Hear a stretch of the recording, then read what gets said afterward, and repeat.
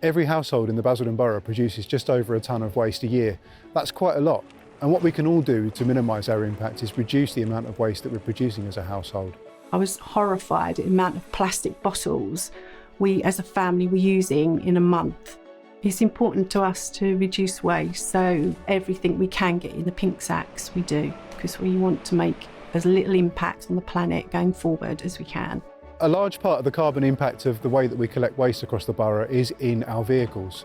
We're hoping to introduce electric vehicles to collect our food waste across the borough. The impact of that is better air quality for our residents and lower environmental impact from those vehicles. There's simple things you can do to make a difference.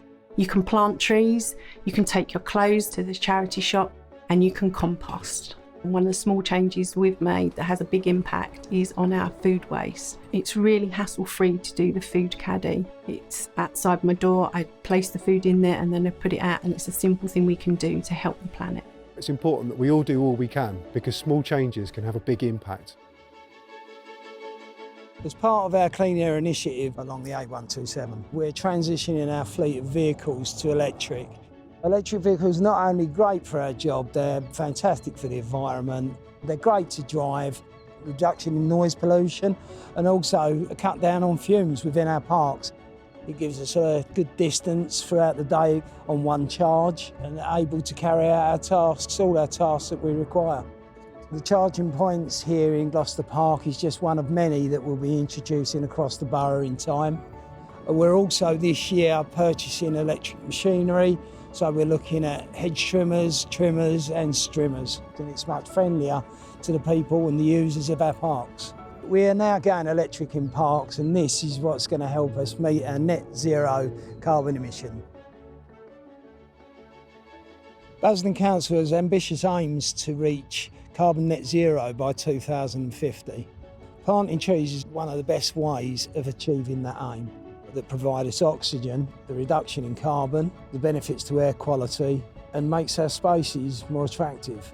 Over the years, many trees have been planted, but it's important that we continue to improve the ecology of our sites and biodiversity within them. Planting 4,000 trees this year alone.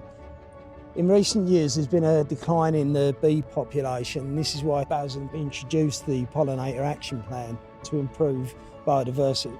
So we're relaxing mowing, introducing wildflower areas and wildflower meadows wherever we can. We've introduced these to roundabouts and a lot of our open spaces. And it's important that we continue to do that to increase the bee pollination.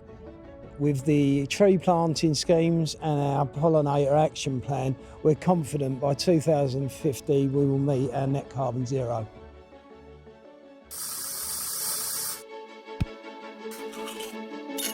Two years ago, we had external wall insulation fitted. Since then, we've noticed a huge reduction in our fuel bills from £62 a month down to £20.